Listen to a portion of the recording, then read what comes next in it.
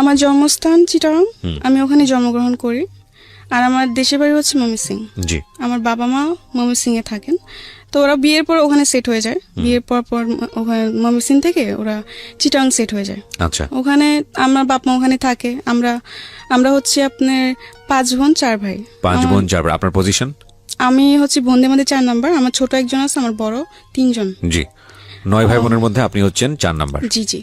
তো ওখানে আমি যখন আমার 7-8 বছর বয়স, 8 বছর না, ধরেন 6 থেকে 7 বছর বয়স, তখন আমরা ওই দেশ থেকে চলে আসি। জি।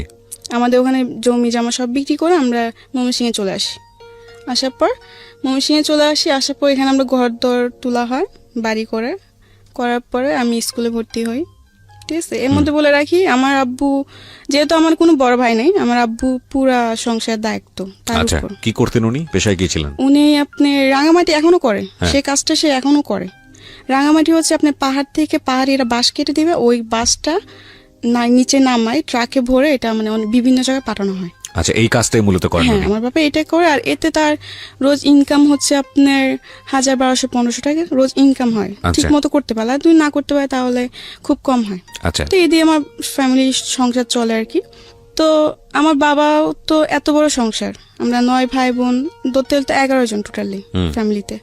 তো যাই হোক, টোটালি ফ্যামিলিতে 11 জন। তো আমার যিনি বড় বোন, ঠিক আছে, সে আব্বুর উপর পুরা চাপটা পড়ার কারণে দেখা যাচ্ছে হয় না, খুব কষ্ট করে সংসার চলে, এমনকি খুব প্রবলেমের মধ্যে যেতে হয়। ঠিক মতো খাওয়া দাওয়া খেতে পারে না বা ওষুধপত্র খেতে পারে না আম্মু। তো আমার বোন বলে যে বাসা বাড়ি চাকরি করবে, কাজ করবে সে। তো আমার বোন অনেক ছোট থাকতে বাসা বাড়ি কাজে করে। যখন মাসে 100 টাকা ছিল তখন থেকে আমার বড় বোন বাসা বাড়ি কাজ করে। জি। আর আমার বড় বোনের পরে যিনি ছোট ছিলেন তিনি চলে যায়। আচ্ছা। তারপরেও আমার বড় তিনি চলে যায়। এতে আমার মানে সবাই কি কাজের বাড়িতে গিয়ে যে না, মানে একটা বাসায় থাকে। আচ্ছা, একটা বাসায় থেকে কাজ করতো? হ্যাঁ, কাজ করতো। আর খাওয়া দাওয়া সব ওদের উপর ছিল। ওকে। মাস শেষে যে স্যালারিটা দিত এটা বাড়িতে পাঠিয়ে দিত। তো এমনি করে আমাদের সংসার চলে। তখন তো আমি অনেক ছোট, আমি পড়াশোনা করছি স্কুলে। তো যখন আমি স্কুলে যেতাম, পড়াশোনার সাথে সাথে আমার ফ্যামিলি অনেক দায়িত্ব ছিল, যেহেতু আমি বোনদের মধ্যে বড় ছিলাম। আমার 3 বোন তো ঢাকায় শহরে থাকতেন, চিটাগাংয়ে থাকতেন তারা। আমাদের অনেক ঋণ ছিল, মানে ধার করে অনেক জনের থেকে টাকা নেওয়া হতো। কারণ দেখা যাচ্ছে আমার আম্মু অনেক অসুস্থ ছিল। তো অসুস্থ থাকার পর আমার আম্মুকে হসপিটালে ভর্তি করানো হয়। তো তখন অনেক টাকা লেগে যাওয়ার পর ওগুলো ধার করে নেওয়া হয় লাভের উপরে। যে 5000 আনলে 6 মাস পরে 5000 টাকার মধ্যে 2500 টাকা লাভ দিতে হবে। আচ্ছা। এরকম ভাবে আনা হয়। তো অনেক টাকা এই মানুষ থেকে আনা হয়েছে। তো ওগুলো ভাঙার জন্য আমার বোনরা ডিসাইড করে যে ওরা বাসা বাড়ি কাজ করবে। তো স্কুলে যেতাম, তখন স্কুলে বসে বসে দেখতাম মাদ্রাসায় মানুষ যেত, মানে মেয়েরা যেত বোরকা পরে, হাতে টিফিন কানি বাটি নিয়ে। তো আমার খুব ইচ্ছে হতো আমিও যদি যেতাম এভাবে, তো কত ভালো হতো। আমার স্বপ্ন ছিল, আমার ছোট থেকে একটা স্বপ্ন যে আমি পড়াশোনা করব, কিছু একটা হব, নিজের পায়ে দাঁড়াবো। আমি পড়ার দিকে আরবি বলেন বাংলা বলেন দুই দিক থেকে ভালো ছিল। এগুলো খেয়াল রাখবেন প্রিয় শ্রোতা। একটা শিশু কোমলমতি মন নিয়ে পৃথিবীতে আসে এবং সব ভালো ইন্টেন্স গুলো নিয়ে দুনিয়াতে আসে। আমাদের সমাজ, আমাদের সিস্টেম, আমাদের পারিপার্শ্বিক অবস্থা কখনো কখনো এই চমৎকার মন নিয়ে আসা শিশুদের উপরে এমন বাস্তবতাকে চাপিয়ে দেয় যে তাদের জীবনটা দুর্বিষহ হয়ে যায়। বুঝতেই পারছেন, আজকে যেহেতু সিক্রেটসে আছে, তার মানে নিজের ভুলগুলো নিয়ে এখানে এসছে। সো ধৈর্য ধরে এই বিষয়গুলো খেয়াল রাখবেন, যাতে করে ওর যখন মন্দ দিকগুলো এখানে রিভিল হবে, তাতে করে আপনাদের এই ভালো দিকগুলোর কথা মনে করে নিজের রিয়ালাইজেশনটা হয়। আমরা সবসময় যে কথাটা বলি যে একজন মানুষ যিনি এখানে কনফেস করছেন তার দিকে আঙ্গুল তোলা আমাদের উদ্দেশ্য নয়, তাকে শুনে তার জীবনের পরিণতি জেনে নিজে সচেতন হওয়াটাই মূলত আমাদের অনুষ্ঠানের উদ্দেশ্য। তো আমার খুব ইচ্ছে ছিল আমি যদি মাদ্রাসা যেতাম এভাবে, তাহলে তো আমিও টিফিন ক্যান করে ভাত নিয়ে যেতাম।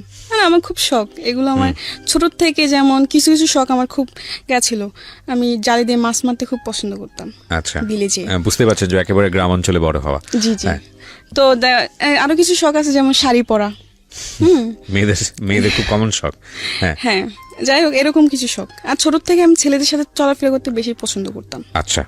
মেয়েদের সাথে আমার খুব কমই চলাফেরা হতো, ঝগড়া হতো বেশি। ছেলেদের সাথে আমি বেশি ফ্রি থাকতাম। ছোট থেকে আমার এরকম শখ। ঠিক আছে। তো আমি স্কুলে পড়ার পর এক পর্যায়ে আমি আমার আম্মুকে বলি যে আম্মু আমি স্কুলে পড়বো না, আমি মাদ্রাসায় পড়বো। তো আমার আম্মু এটা শুনে অনেক খুশি হয়। যে মাদ্রাসায় পড়বে, এটা তো খুব ভালো কথা। আমার মারও খুব ইচ্ছে যে আমার মেয়ে বা ছেলে মাদ্রাসায় পড়বে, একটা ভালো কিছু হবে, এটা আমার মার খুব শখ। জি, যার জন্য আমার 2 ভাইকে এখন মাদ্রাসায় ভর্তি করানো হয়েছে। আচ্ছা, তো আস্তে আস্তে আমি মাদ্রাসায় যাই এভাবে। যেরকম আগে স্কুলে যখন যেতাম তখন সকালবেলা আরবি পড়তাম, আরবি পড়ে নাস্তা করে আবার সকালে স্কুলে চলে যেতাম। স্কুল থেকে এসে গোসল টোসল করতাম, মাছ টাছ মেরে গোসল করতাম, গোসল করে খাওয়া দাওয়া করে বাজারে যেতাম। জি, বাজার টাজার করে আনতাম, যেহেতু আমার আব্বু দেশে থাকতো না। আমার আব্বু মাসে 2-3 মাসে একবার আসতেন এরকম ভাবে, আর টাকা পাঠাই দিত। আচ্ছা, আমার বোনরাও টাকা পাঠিয়ে দিত, আর ফোনে কথা হতো। তো এমনি করে সব দায়িত্ব আমার দেখতে হতো, যেমন সবকিছু মাছ মারা থেকে শুরু করে লাকড়ি আনা, তারপর বাজার টাজার সম্পূর্ণ সবকিছু আমি করতাম। বিলে যাওয়া, মরিচ তোলা, যেটা ওই গ্রামে যাওয়ার মানুষ যারা করে আর কি, ঠিক জি, আছে। জি, তো একটা পর্যায়ে আমার আব্বু অসুস্থ হয়ে পড়ে, আমার 2 বড় বোনের বিয়ে হয়ে যায়। আচ্ছা, 2 বড় বোনের বিয়ে হয়ে যাওয়ার পরে আমার বড়জন একজন থাকে, ঠিক আছে, একজন বাসায়। তখন তো খুব আপনি অল্প টাকা হতো, এখন যেরকম একটা বাসায় কাজ করলো 7,000-8,000 টাকা বেতন দেয়, কিন্তু তখন তো আর এটা ছিল না। রাইট, 2-3 হাজার টাকা পেতো, এতে তো আমার বোনেরও খরচা ছিল, এই কামাই দিতে হতো না। কারণ দিনে আব্বুরও বয়স হইতেছে, আব্বু তো আগের মতো সেই রোজ কামাই করতে পারে না। জি, তো যাই হোক, একটা পর্যায়ে দেখলাম আব্বু অসুস্থ হয়ে পড়ে। আমার ফ্যামিলিতে খুবই একটা খারাপ সময়, ঠিক আছে। আমার বোনের টাকা দিয়ে আমাদের ফ্যামিলি চলে না, সংসার চলে না। আমার আম্মু তো হাই প্রেশারের রোগী, তো একটু টেনশন করলেই দেখা যাচ্ছে উনি অসুস্থ হয়ে পড়ে, আচ্ছা, অনেক জোরত্ব উনি শরীরটা খারাপ হয়ে যায়। আচ্ছা, তো এরকম আর কি, বেশি টেনশন করতে পারে না কিছু নিয়ে, আর খুবই কষ্ট করে আমার মা। দেখি যে ঠিক মতো ওষুধ না খাওয়ার ফলে আমার মা খুবই অসুস্থ হয়ে পড়ে। ওকে, তো এগুলো দেখতে আমার ভালো লাগতো না, যেহেতু ছোট থেকে আমি খুব মানে আমার মানুষের প্রতি মায়াটা অনেক বেশি। ওকে, তো আমি পড়াশোনা করতাম আর এগুলো দেখতাম, ঠিক মতো মাদ্রাসা খাবার নিতে পারতাম না, খাবার কষ্ট করতাম, তো আমার ভালো লাগতো না। ঈদ আসতো, একটা ভালো জামা পড়তে পারতাম না, কারণ দিতে পারতো না, ক্ষমতা ছিল না, টাকা পয়সা নাই, কেমনে দিবে। যাই হোক, পরে এরকম একটা পর্যায়ে অনেক সমস্যা হয় ফ্যামিলিতে। তো আমি বলি কি আমি পড়াশোনা করবো না, আমি মাদ্রাসা পড়বো না, আমি ঢাকা চলে যাবো, আমি বাসায় বাজে কাজ করব, এতে তো একটু হলেও সমস্যা কমবে। তো আমার আম্মু বলছে না, দরকার নেই, দরকার বলে সারাদিন একবার খাবি, তবু মাদ্রাসায় পড়, আচ্ছা, পড়লে তোরই ভালো। মেয়ে যদি মাদ্রাসায় পড়ে বা একটা ছেলে যদি মাদ্রাসায় পড়ে আলিম হতে পারে, আজ যদি মরে যায় তো আল্লাহর কাছে অন্তত জবাব দিতে, অনেক কিছু বলে আমাকে। বলার পর আমি বলছি না, আমি পড়বো না। ছোট থেকে খুব শখ যে মানে 3 তলা 4 তলা বিল্ডিং দেখবো, দেখি নাই কোনোদিন, ঠিক আছে। আমার খুব শখ ছিল, এই ঢাকায় আসা আমার খুব ইচ্ছে ছিল ছোট থেকে। ওকে, এক পর্যায়ে আপনি রাজি করেন? হ্যাঁ, এক পর্যায়ে আমি রাজি করি আম্মুকে। তো আমাদের গ্রামে একটা আন্টি ছিলেন, সে আবার বাসা বাড়িতে মেয়ে দিত নিয়ে। আচ্ছা, মানে কাজের মেয়ে দিত? হ্যাঁ, কাজের মেয়ে দিত। তো আমার আম্মু এক পর্যায়ে ওই আন্টির সাথে কথা বলে, বলার পর আন্টি এরকম এরকম তারিখ বলে যে এরকম এই তারিখে নিয়ে যাব সকালে। আমি তো খুশি, আমি ঢাকা যাব, আমার এতদিনের স্বপ্ন পূর্ণ হবে। যাই হোক, ঢাকায় আসলাম, বাসা বাড়িতে গেলাম। ফার্স্টে মন বসতো না, কালি কান্না করতাম। তখন আমি ছোট ছিলাম, তখন আমার বয়স ছিল 10 বা 11-র মধ্যে, এরকম কিছু একটা বয়স, ঠিক আছে। কাজ করতে করতে কান্না করতাম, বা কাজ সেরে কান্না করতাম, রাত্রে ঘুমাইতাম না, কান্নাকাটি করতাম। তো এমনি আস্তে আস্তে কান্নাকাটি করতে করতে একসময় আমার মন বসে যায়, আচ্ছা, ভাল লাগতে থাকে। আচ্ছা, একটা বাসার মধ্যে প্রায় 8-9 মাস ছিলাম। তো 8-9 মাস বেশ ভালোই ছিল, ঠিক আছে। একটা পর্যায়ে দেখি যে বাসায় থাকি ওই বাসার আন্টি খুব চিল্লাপাল্লা করে, বা সাধারণ কিছু নিয়ে বকাঝকা করে, সন্দেহ করে।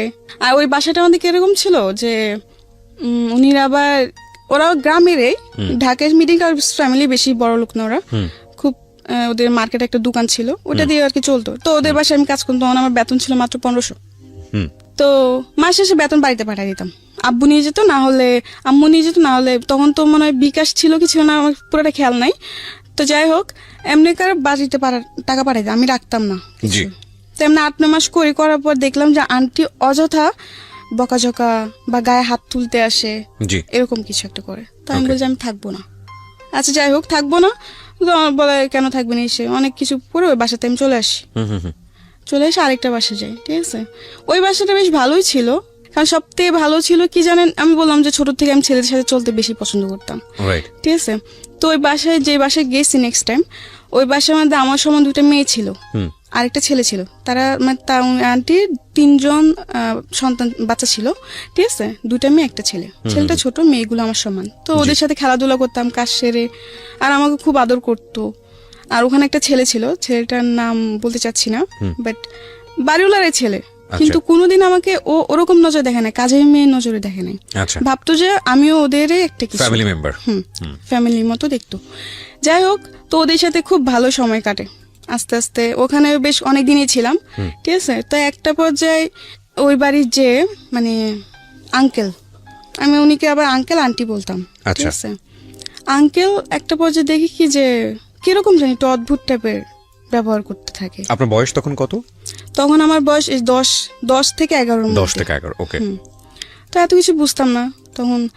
আমি দেখলাম কয়েকদিন যাওয়ার পর, কয়েকদিন কিছু না, সবকিছু একদম ঠিক, আমি অনেক হ্যাপি, হ্যাঁ, সবার সাথে খুবই মিলেমিশে চলছে। হ্যাঁ, মিলেমিশে চলছি, খাওয়ার সময় খাইতেছি, আবার টিভি দেখার সময় মানে খুবই মানে আমি মনে করতাম কি যে যে সময়টা আমি আমার গ্রামে পার করতে পারি নাই এত হাসি মজা করে, এটা আমি এখানে করতেছি।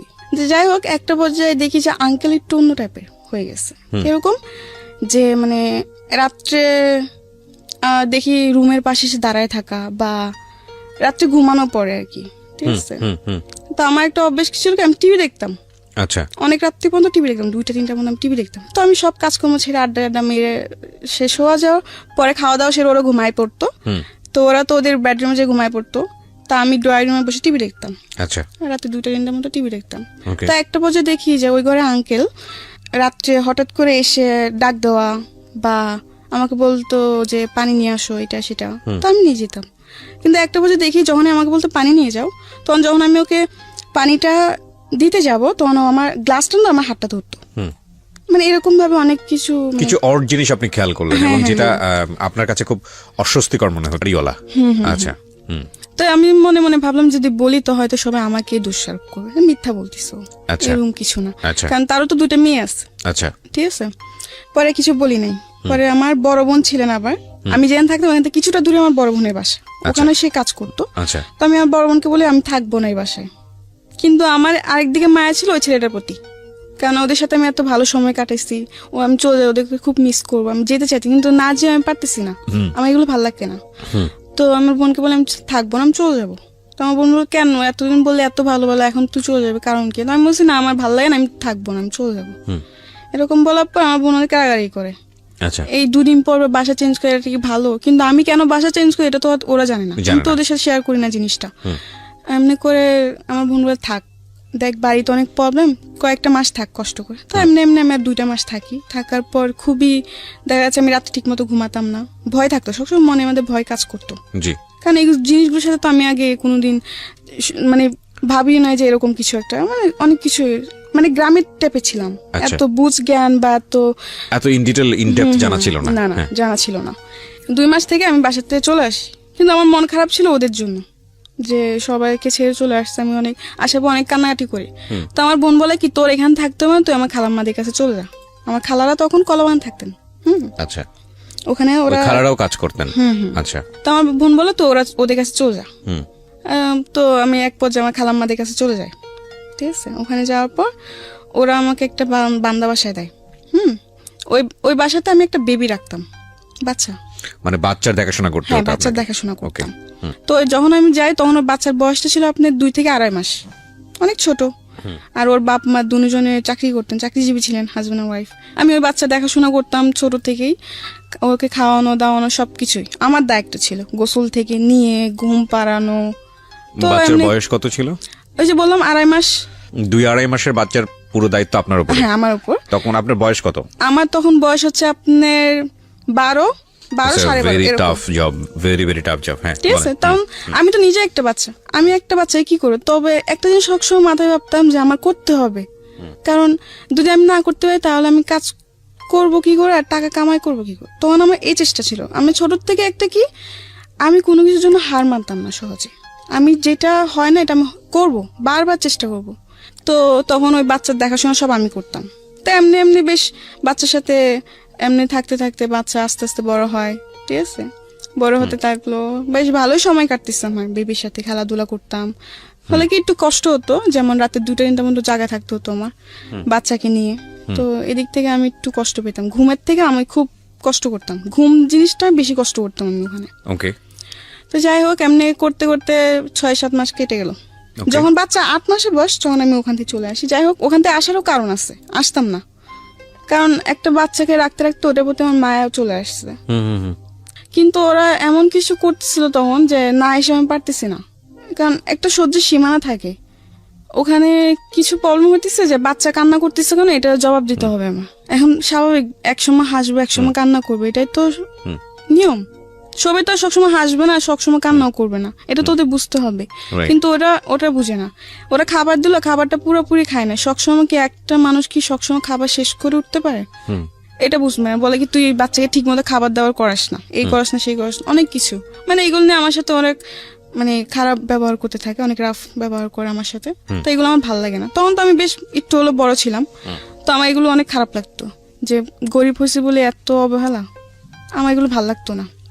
পরে আমি কি করি, কিছু বলি না। তো একদিন বাচ্চাকে গোসল করাতে নিচ্ছে। হ্যাঁ, গোসল করা নেওয়ার পরে আমি একটা জিনিস ভুলে আনি নাই। গোসল করাতে নিতে হলে শ্যাম্পু, সাবান, তয়লা, অনেক কিছু, গোসলের যা যা আয়োজন সবকিছু আমার তৈরি করতে হতো। জি। তো ওদিন আমি একটা জিনিস ভুলে আনতে মন নেই, ঠিক আছে। ওইটার জন্য ওই আপু আমার গায়ে হাত তুলতে আসে, আমাকে মারতে আসে।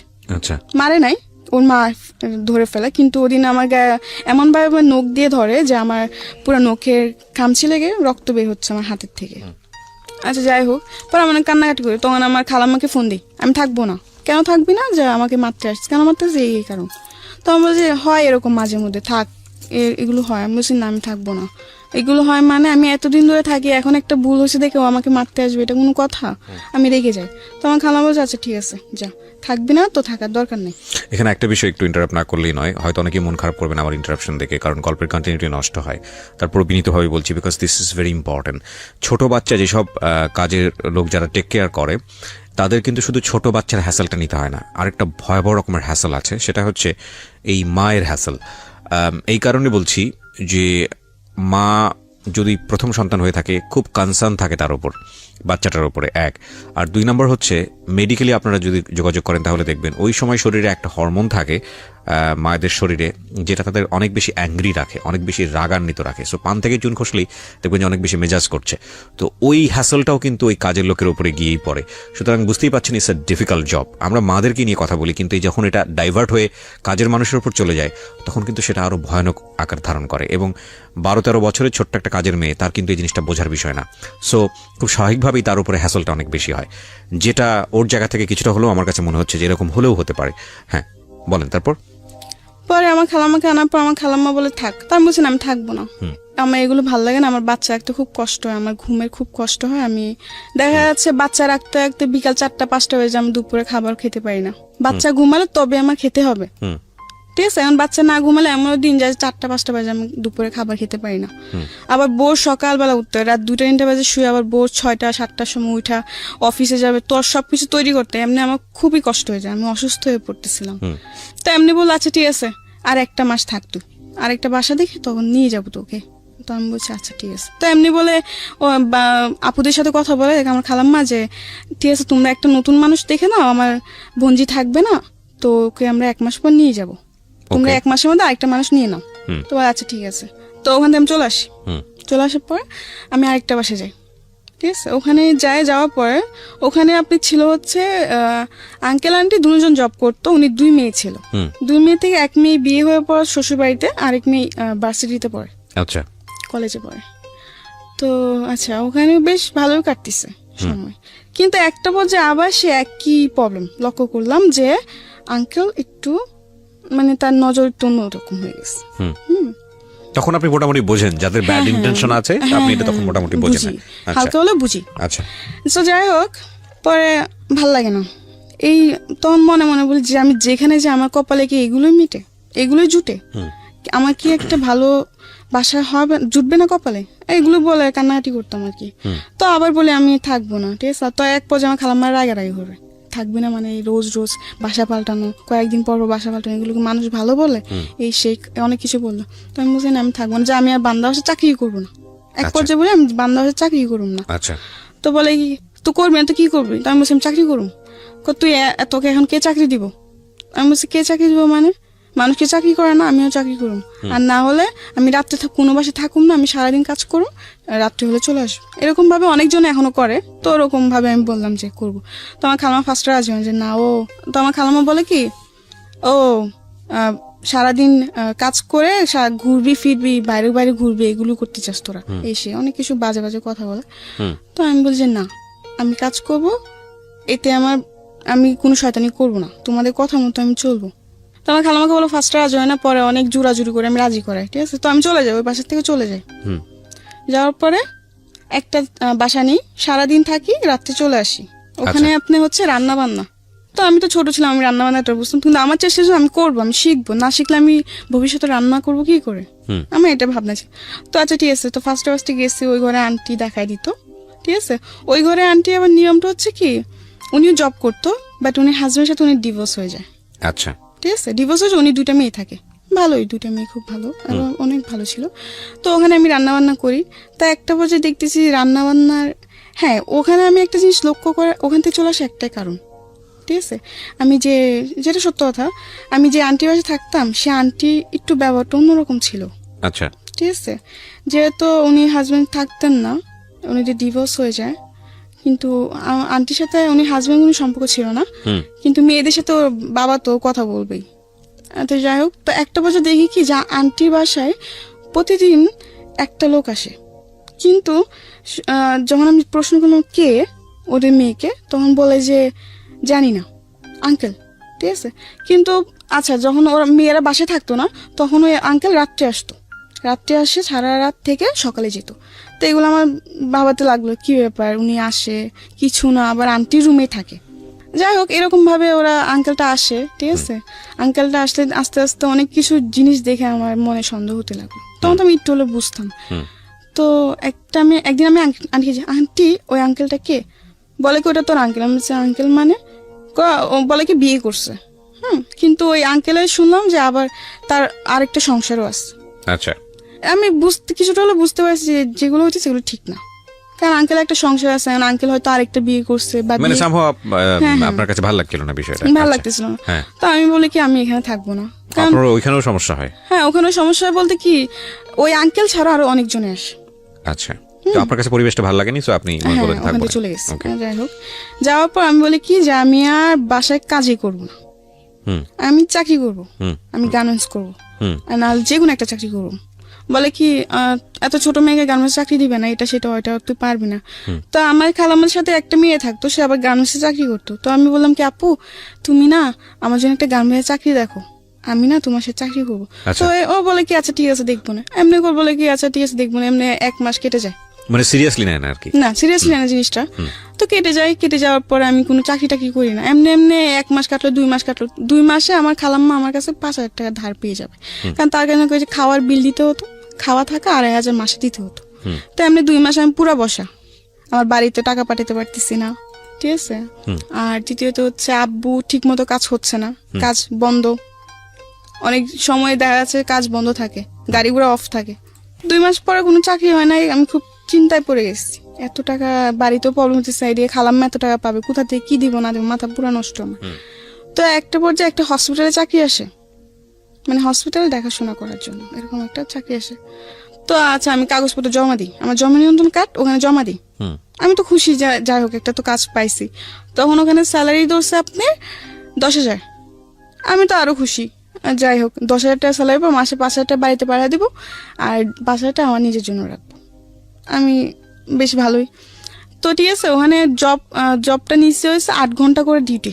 আচ্ছা, তো আমি যেখানে থাকতাম ওখানে 3-4 জন নিচ্ছে এই একই কাজ, তো আমরা একই সাথে যেতাম, একই সাথে এমনি 1 মাস করে ওই জবটা, ঠিক আছে। করার পরে বাড়িতে বেশি প্রবলেম ছিল, তো 1 মাসে যা কামাই করছি ওই টাকাতে বেশিরভাগ আমি বাড়িতে পাঠিয়ে দিছি। পরে আমার কাছে ফোন ছিল না, তো একটা ফোন কিনলাম, তো এতে তো আমার খালাম্মার টাকা দেওয়া পড়ে নাই। তো এই 3 মাসের মধ্যে কত টাকা জমে গেছে। এরপরে একটা প্রবলেম কেন, ওই চাকরিটা চলে যায়, আমি ছাড়ি না চাকরিটা, মানে যারা এটা কিন্তু একটা আপনার একজনের ডিলের মাধ্যমে এটা আনা হয়, ঠিক আছে, বিভিন্ন জায়গায় দেয় একই লোক। তো ওদের মধ্যে একটা কি জানি প্রবলেম হওয়ার কারণে আপনার চাকরি চলে যায়। হ্যাঁ, আমরা সবার চাকরি চলে যায়, যাদেরকে চাকরি দিয়েছিল তাদের সবার চাকরি চলে যায়। তো এখন আমি আবার বসা, ঠিক আছে। আবার বলে রাখি, এই চাকরির মাধ্যমে ঠিক আছে একটা ছেলের সাথে আমার পরিচয়। ওই যে বললাম ফোন কিনছি, হুম ঠিক আছে, হুম ফোন কেনার পর টাচ ফোনে কিনছি, কম দামি আর কি। ফোন কিনছি, পর আমার ফোনে প্রবলেম, আমি কারণ বাজার নিয়ে গেছি, ছেলেটার দোকানটা কারণ বাজার, হুম ফোন সার্ভিসিং এ করে, আবার দেখা যাচ্ছে ফোনে গান টান লোডও দেয়, এরকম একটা। তো ওই ছেলের কাছে যাই, ঠিক আছে। তো ওদিন টাচ ফোন, মেমোরিতে প্রবলেম, সেটে ফ্লাশ দিতে হবে, পুরা সেট বাইরে সে হয়ে গেছে। তো ওদিন আমার কাছে টাকা শর্ট ছিল, 250 টাকা না ফ্লাশে ছেলেটা। হুম তো যাই হোক, ওই ছেলেটা কি করলো, আমার ফোন টোন পুরো ঠিক করে দিছে, ঠিক আছে। তো আমার কাছে টাকা পাবে হচ্ছে 450 টাকা পাবে, কিন্তু আচ্ছা। ওদিন আমার কাছে টাকা ছিল হচ্ছে 200। আচ্ছা। তো এখানে আরো অনেক টাকার পার্থক্য না। হুম তো আমি ওই ছেলেটাকে বললাম কি আছে ভাইয়া, শুনেন আমি তো পুরা টাকা আনি নাই, হুম আপনি, ছেলেটাকে ফার্স্ট টাইম বলছি, দেখেন ভাইয়া এত কিছু করতে হবে না, জাস্ট আপনি আমার ফোনটা ঠিক করে দেন হালকা ভাবে, যেন আমি কিছু চলতে পারি, পরে আচ্ছা। আমি ঠিক করবো, আমার কাছে আচ্ছা। টাকা নাই বেশি। তো ছেলেটা বললো কি সমস্যা না, আমি আপনাকে ঠিক করে দিই, আপনি পরে যে পরে টাকা দিয়ে দিন, এমনি বলে আর কি। পরে আমি নাম্বারটা দিই, নাম্বারটা দেওয়ার পর আমি বাসায় চলে আসি। আসার পর 2 দিন পর ছেলেটা আমাকে ফোন দেয়। ছেলেটা ফোন দেওয়ার পর আমাকে ভালো মন্দ জিজ্ঞাসা করে, আমি বলছি, কে বল, এরকম তো পরিচয় দেয় আর কি। তো আমি বলছি ও আচ্ছা। তো আমি বললাম হ্যাঁ আমি ভালো আছি। এমনি এমনি আস্তে আস্তে ও ফোন দেয়, ঠিক আছে। তখন আমি কোন ছেলের সাথে কথাবার্তা বলতাম না, আমি আমার গ্রামে একটা ছেলেকে লাইক করতাম, আচ্ছা আচ্ছা। পছন্দ করতাম আর কি, ওকে। কিন্তু কোনোদিন প্রকাশ করি নাই। তো যাই হোক, ওই ছেলেটা আমাকে ফোন দিতে থাকে এমনি আস্তে আস্তে। তো আমিও কথাবার্তা বলতে এই করে, তুই আচ্ছা। দেশে চলে যা, হুম খেলার আগে এই করে দেখে আমি দেশে চলে আসছি, ঠিক আছে। দেশে চলে আসি, আসার পরে আম্মু বলে কি ব্যাপার তুই চলে আসলি এসে। আমি বলছি মা এমনি চলে আসছি, ভালো লাগে না, হুম আমি আর ঢাকা শহর যাবো না, কাজ করবো, আমি আবার আরবি পড়বো, কোরআন শরীফ নিবো, আমি কোরআন শরীফ পড়বো। আমি আম্মুকে বলে এরকম, আম্মু বলে আচ্ছা ঠিক আছে, হুম কয়েকদিন বাড়িতে থাক, পরে আবার চলে যা। আচ্ছা। আমি বলে আচ্ছা। তো আমি এক পর্যায়ে বলে আচ্ছা, পরে বলি যে না যাবো না। হুম তো আমার আম্মু বলে কি যাবি না মানে, আর আমি ছোট থেকে শান্ত ছিলাম, কিন্তু যখন আমার 12-13 বছর বয়স, তখন থেকে আমি অনেক দুষ্ট হয়ে গেছি। আচ্ছা। দুষ্ট বলতে কি, গ্রামে যাওয়ার পরে এইদিকে দৌড় মারতাম, ওদিকে দৌড় মারতাম, একটু হলো তো আমি বড় হয়েছি, দুরন্ত ছিলেন আর কি। হ্যাঁ দুরন্ত ছিলাম। মানুষ এটা বলতো ওটা বলতো, গ্রামে তো দেখা যাচ্ছে 12 বছরের মেয়ে অনেক বড় হয়ে যায় তাদের জন্য। হুম তো যাই হোক, পরে আমার আম্মু বলে কি এমনি তো আর রাখা যাবে না, আমি দুষ্টুমি করে দেখে মানুষ বিচার দেয়, আমার আম্মুর কাছে বিচার দেয়। তো আম্মু বলে কি এমনি তো আর রাখা যাবে না। আবার আমি বলে কি, আমার দুলাভাই তো ছোট থেকে আমাকে খুব আদর করে বড় করছে। হুম আমি খুব আদরের শালী, যখন আমি ঢাকা চলে যাই আমার দুলাভাই খুব রাগ করে, কেন ঢাকা পাঠাই দিছেন। আচ্ছা। কিন্তু আমাকে তো পাঠাই, আমি তো নিজে গেছি ঢাকায়। তো যাই হোক, তো আমার দুলাভাই আমাকে নিয়ে, আমার প্রতি আমার দুলাভাই খুবই গেছিল, দুর্বল ছিল। দুর্বল বলতে কি, যে বোন হিসাবে অনেক আদর করতো, আমার বোন হিসেবে আমার প্রতি অনেক দুর্বল ছিল আমার দুলাভাই, আচ্ছা। আমিও তার প্রতি ছিলাম। তো যাই হোক, পরে এরকম চলতে থাকে, ঠিক আছে। তো একটা পর্যায়ে আমার ফ্যামিলি, তখন আমি গ্রামে, ঠিক আছে, আমার বোন জামাইরা, আমি বাড়িতে যাওয়ার পর আমার বোন জামাই, আমার ভাগ্নেরা সবাই আমাদের বাড়ি চলে আসে, সবাই একসাথে থাকি।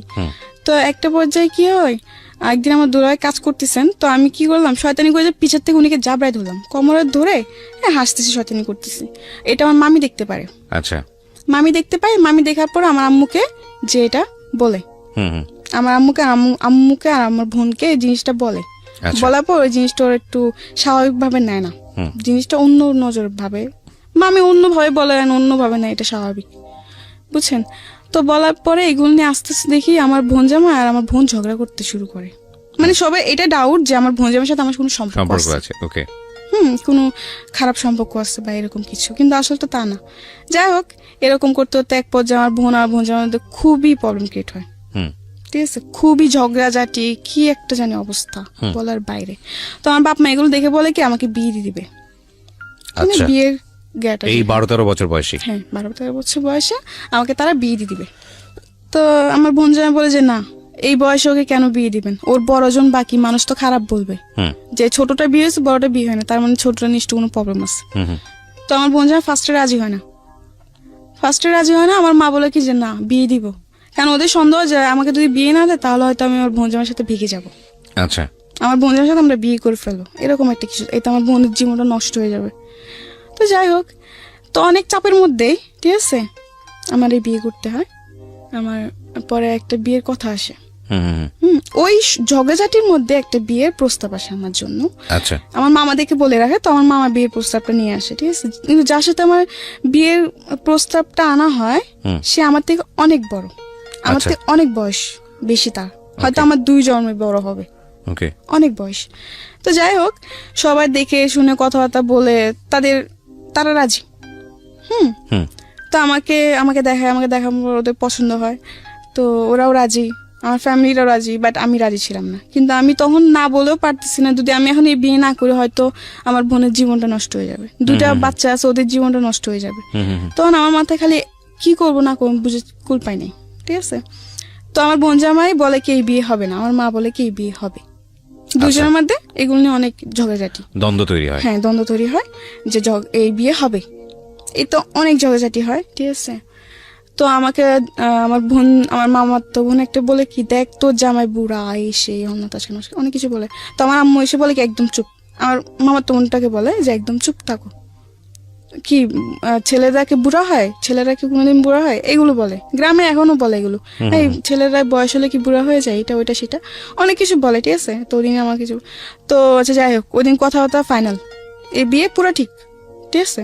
আমার তো একবার জানার চেষ্টা করেন যে আমি এই বিয়েতে রাজি কিনা, আর তখন রাজি না হওয়ার পর ছাড়াও তো কোনো উপায় ছিল না আমার। আচ্ছা, যাই হোক, পরে আমি এই বিয়ের জন্য কথাবার্তা শেষ, বিয়ের ডেট সব ফিক্স, 1 সপ্তাহের মধ্যেই বিয়ে।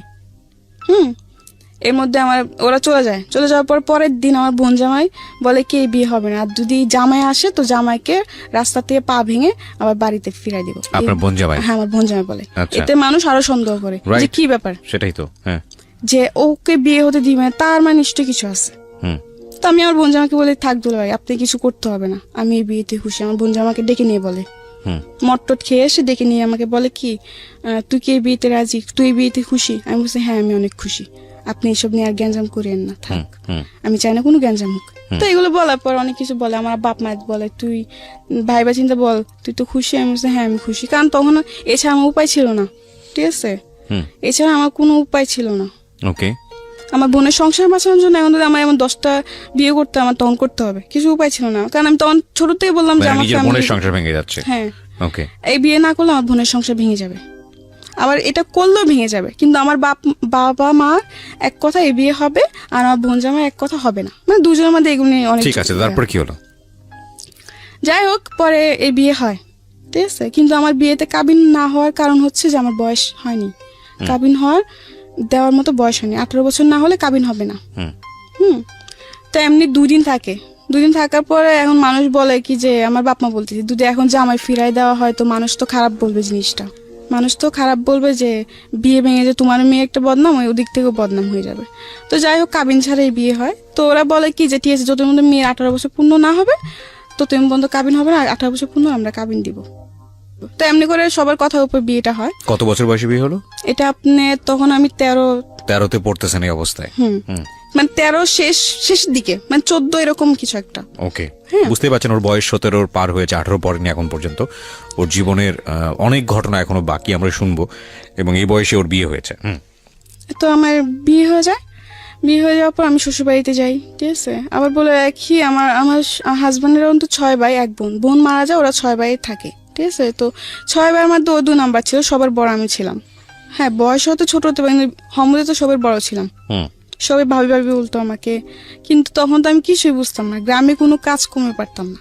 আচ্ছা, রান্না বান্না কিছুই, রান্না তো আমি পারতাম, কিন্তু ওটা তো লাকড়ি চুলায় তো রান্না করা অনেক সহজ না, কঠিন, আগুন লেগে যাওয়ার ভয়। যাই হোক, বিয়ে করার পরে দেখলাম হ্যাঁ এটা ঠিক যে আমি হয়তো মন থেকে মানতে পারি নাই, কারণ আমাদের প্রতিটা মেয়ের স্বপ্ন থাকে, তো আমার কিছু স্বপ্ন ছিল। পরে বিয়ে হয়ে যাওয়ার পর শ্বশুর বাড়িতে যাই, ঠিক আছে। তো এমনি 1 মাস বেশ ভালোই কাটে। একটা মাস খুবই, মানে আমার আদর যত্ন কোনো দিক থেকে আমাকে সে কষ্ট দেয় নাই। আচ্ছা, ঠিক আছে। তো 1 মাস পর মেয়ে আসে, আবার বলে রাখি ওর তো 2টা মেয়ে আছে, ওই 2টা মেয়েরও বিয়ে হয়ে গেছে শ্বশুর বাড়িতে। আচ্ছা, মানে লোকটার বয়স কত থাকে তখন? আপনি 40 মানে 50-এর কাছাকাছি। মাই গুডনেস, ওর হাজবেন্ডের বয়স ছিল 50-এর কাছাকাছি, এবং উনি আপনি কত নাম্বার ওয়াইফ ছিলেন ওনার? 4 নাম্বার। 4 নাম্বার। চিন্তা করে দেখেন অবস্থা। ওকে, বলেন তারপর। 4 নম্বর ওয়াইফ, কিন্তু এটা কেউ জানতো না যে ওর 3টা বিয়ে করছে আগে। সবাই ফ্যামিলি কেউ জানতো না? না, সবাই এটা গোপন করছে। ঠিক আছে? ওকে। গোপন করে কেউ জানে না, সবাই জানে যে একটা বিয়ে করছে, বউ পালায় চলে গেছে, এই জন্য সে আরেকটা বিয়ে করে, এমনি তার একা থাকা যায় না, কেউ তো দরকার। তো যাই হোক, এমনি করে বিয়েটা করে। একটা মাস পুরোপুরি ঠিক, 1 মাস পর ওর মেয়ে আসে। তো মেয়ে আসে, আমি রান্না বান্না করি যেটুকু পারি, আমার ক্ষমতা যেটুকু কুলায় আমি রান্না বান্না করি। আর আমার হাজবেন্ড একটা অভ্যেস কি ছিল, ওর মেয়ে এসে কিন্তু কোন ছেলে সন্তান নাই। আচ্ছা। ও সবসময় খালি বলতো যে আমার ছেলে লাগবে, আমার ছেলে লাগবে, খালি ছেলে ছেলে করতো। তো আমি একদিন প্রশ্ন করলাম যে ছেলে আর মেয়ে তো কেউ বানায় না, এটা তো আল্লাহ সৃষ্টি, যা যা সৃষ্টি যে করে তাই তো বুঝবে, তাই না? এখন তোমাকে যদি আল্লাহ ছেলে না দিয়ে মেয়ে দেয়, তখন কি মেয়ে হলে ভালো, আর যদি ছেলে তো আরো বেশি ভালো, মানে ওর ছেলে ছেলে এরকম একটা কি জিনিস। ওকে। তো যাই হোক, ওর মেয়ে আসে, আসার পরে একটা জিনিস দেখলাম, 2-3 দিন বেশ ভালো, 2-3 দিন পরে সে একটু পাল্টে গেছে, একটু অন্যরকম হয়ে গেছে। মানে আমার সাথে বেশি কথা বলে না, ঠিক আছে, ছোটখাটো জিনিস নিয়ে রাগারাগি, চিল্লা পাল্লা, মারধর করতো। হ্যাঁ, এমনি এমনি বেশ ভালোই এরকম অত্যাচার আমার উপর চলতেছে। মেয়ে যাওয়ার পর এটা আরো বেশি বেড়ে যায়। আচ্ছা। বন্ধুদেরকে নিয়ে বাসায় মদ নিয়ে এসে আড্ডা মারা, ঠিক আছে, রাতে 2টা-3টা পর্যন্ত আড্ডা দিত। আমাকে ঘুমাতে দিত, নিজেও ঘুমাতো না, তাদের জন্য আমার বসে থাকতে হবে। এইসব আড্ডা শেষ হওয়ার পরে ও বন্ধুদেরকে বিদায় দিয়ে পরে ও ঘরে আসবে, পরে আমাকে ঘুমাতে হবে। আমি আগে ঘুমাই গেলে এটার জন্য আমাকে বকবে, আমি আগে কেন ঘুমাই যাই। এরকম ভাবে আমার উপর অনেক অত্যাচার করে সে, ঠিক আছে। এমনি এমনি প্রায় 2-2.5 মাস কাটে। আমার হাজব্যান্ড বাসা কিন্তু আমি 3 মাসও থাকি না, ঠিক আছে। তো 2.5 মাস পর আমি জানতে পারলাম যে আমি মা হব। My goodness. আমি প্রেগনেন্ট, আমি মা হব। 2.5 মাস তখন আমি আমি বুঝতে পারতাম না তখন। তো একদিন হঠাৎ করে খুব মাথা ঘুরতেছিল, মানে মাথা ঘুরতো। বুঝতে পেরেছি, আপনি যে সিমটমটা বুঝতে পেরেছেন যে আপনি মা হবেন। হ্যাঁ, তারপর কি হলো? পরে ও তো খুশি। এটা সবাই জানতো না, খুব কমই জানতো, সবাইকে এতটা জানানো হয় নাই। ও খালি বলতো ছেলে ছেলে। আমি বলি যে এটা আল্লাহ যা যাই তা, এটা তুমি আর আমি সৃষ্টি করবো না যে গা। আর তবু আমি মেনে নিছিলাম, ঠিক আছে। যাই হোক, 2.5 মাসে প্রেগনেন্ট। তো একদিন ও বাজারে যায়, ঠিক আছে। তো ওদিন আমাকে বলে কি, মুরগি এনে দিচ্ছে আমাকে, মুরগি এনে লুটি বানাতে বলছে আর মুরগি রান্না করতে বলছে। তো আমি রান্না বান্না করি, রান্না বান্না করার পরে আমার যে উকিল মা, যে আমার দায়িত্ব নেই, উকিল মা যাকে বলা হয়, সে তার বাসায় যাই আমি সন্ধ্যাবেলা। রান্না বান্না সেটা আমি ভয় পেতাম, একলা করে থাকতে ভয় পেতাম, খুব ভয় পেতাম। অন্ধকার আমার পছন্দ ছিল না, অন্ধকার আমি খুব ভয় পেতাম তখন। তো যাই হোক, পরে ওদিন আমি রান্না বান্না জলদি জলদি সেরে সন্ধ্যার আগে আমি আমার উকিল মার বাসায় চলে যাই, একা বাসায় থাকতে পারতাম না। যাওয়ার পরে ওদিন ও যাদের সাথে কাজ করতো একটা লোক আসে। আসার পর অনেক কিছু বলার পর এগুলো ও শুনে, ঠিক আছে। শোনার পরেও ও আসে, আসার পর আমাকে বলে তুমি এখানে, তোমাকে না বলছে বাসাতে বের না হতে।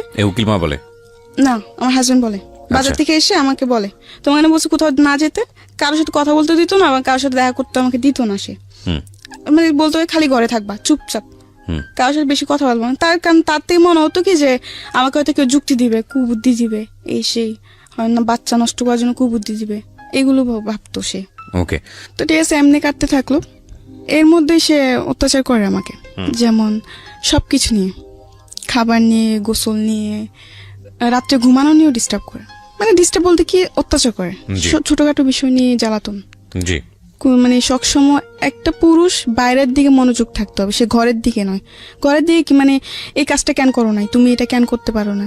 আমি বলছি আমার শরীরটা ভালো লাগে না, আমি করি না, আমি পরে করবো, এটা কেন বলছি, এটা নিয়েও সে গায়ে হাত তুলতো, এরকম আর কি।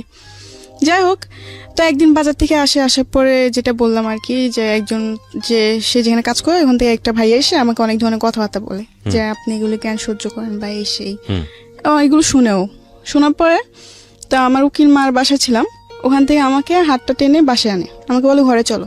আচ্ছা আচ্ছা। তো আমি বলছি আচ্ছা ঠিক আছে চলো। এটা ঘরে আনার পরে বল খাবার দাও, বিছানার উপর বসেছিল, আমি খাবার দিছি, ঠিক আছে। খাবার দেওয়ার পর 2বার মুখে দিয়ে আমাকে বলতেছে ও কি বলে তোমাকে, কি বলতেছিল ওরা। আমি বলছি কি বলতে, তুমি কি জানো না, তুমি তো সব শুনছো, আমি তো জানি তুমি অনেক আগে আসছো, আমি টের পাইছি ও যে বাজার থেকে আসছে, আমি বুঝতে পারছি। আচ্ছা। কিন্তু এটাও অভিনয় করছে, আমি বুঝতে পারিনি। তাই আমি তো বলছি তুমি তো জানো, তুমি তো শুনছো কি আমাকে কি বলছে বা কি বলে নাই। হ্যাঁ আমি শুনছি, কিন্তু আমি আবার তোর মুখ থেকে শুনো, মানে তুই টাকা করতেছে, রেগে যাইতেছে। আর আমি মাঝে মাঝে মনে হয় যে ও একটু পাগল টাইপের, মানে এই ভালো আবার এই হঠাৎ করে খারাপ, মানে ওর কোনো মানসিক প্রবলেম আছে, ঠিক আছে, আমরা এখানে আর একটা বিরতি নিতে চাই প্রিয় শ্রোতা। 12টায় আমরা আবার বলার জন্য, তুমি জানো না তুমি কি করো, তুমি যা করো তাই তো বলতেছিল। ও বলছে যে, তাই নাকি? তো মানুষের যুক্তি নেস তো। আমি বলছি মানুষের যুক্তি কেন নিব, মানুষ যেটা সত্যি সেটাই তো বলে। এগুলো বলাপো আমাকে অনেক মারধর করে, ঠিক আছে, মারধর করে। আর মারধর করার পর আমি কান্না করতেছি, পরে চিক্কা চেঁচামেচি হয়েছে না, বকাঝকা, অনেক মারধর করে। তো আমার উকিল মা টের পায়, তখন রাত্রে প্রায় 11টার দিকে কাছাকাছি। তখন তো 11টা হলো গ্রাম অঞ্চল, নিরিবিরি একদম। যাই হোক, অনেক মারধর করার পরে অনেকজন ধরতে আসলে তাকে মারতে যায়। তার কথা যে এখন যদি কেউ ধরতে আসো তো সবাই মার খাবা। আচ্ছা। আমার হাজবেন্ড বলে ওকে, ওকে আমি মেরে ফেলবো না কেটে ফেলবো, এটা আমার ব্যক্তিগত ব্যাপার। ও আমার বউ, ওকে আমার যা ইচ্ছে আমি তাই করবো। হ্যাঁ। আর যাই হোক, তো আমার উকিল মা এসে বলে যে এই অবস্থায় মারিস না, মারার দরকার নেই, ও যা করছে করছে, আচ্ছা ছোট ভুল হয়ে গেছে, বুঝতে পারি নাই। ও বলে কি না, ও মানুষের যুক্তি নেই। আর আমার উপর সন্দেহ করতো। ও ভাবতো যে অন্য কোনো ছেলের সাথে হয়তো আমার সম্পর্ক আছে, আচ্ছা, এটা সন্দেহ করতো। আর ফোন দিলে ফোন চেক করতো যে আমি কোনো ছেলের সাথে কথা বলি নাকি, যদি অন্য একটা নাম্বার দেখছে তাহলে বলছে কে, তো আমি কি জানি কে কে কোথা থেকে, আমি তো এরকম কিছু মানে জানি না, ঠিক আছে। যাই হোক, পরে একটা পর্যায়ে যখন আমার উকিল মা এই কথাটা বলে যে এরকম ভাবে মারিস না, হয়তো ওর ক্ষতি হবে, তো এক পর্যায়ে উঠে বলে কি যে এই বাচ্চা আমার না, মানে আচ্ছা, ওইটা অস্বীকার করতেছে। তো আমার রাগ উঠে গেছে, কি বললো এটা। পরে আমি বলছি আমি তুই টাঙ্গা করছি, আমি বলছি এটা তোর কি বাচ্চা না, বলছে না এটা আমার বাচ্চা না। তো আমি বলছি বেশ ভালো কথা, তোরও বাচ্চা না তো ঠিক আছে, এটার বাইচে থাকার কোনো অধিকার নাই।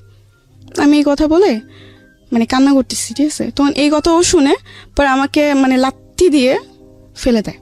আচ্ছা, যার কারণে আমি খুব মাথায় খুব আঘাত পাই, এবং কি শরীরেও খুব আঘাত পাই। আর মাটিতে ও আমাকে এমন ভাবে মারতেছিল, মানে কি বলবো, জাস্ট পা দিয়ে লাথি দিতেছিল। ওহো, এই প্রেগন্যান্ট থাকা অবস্থাতে? হ্যাঁ হ্যাঁ, এটা কোমরে, পেটে বা পিঠে, বুকে, মুখে, মানে যেখানে সে পারতেছে। আমি তো মাটিতে পড়ে গেছি, ঠিক আছে।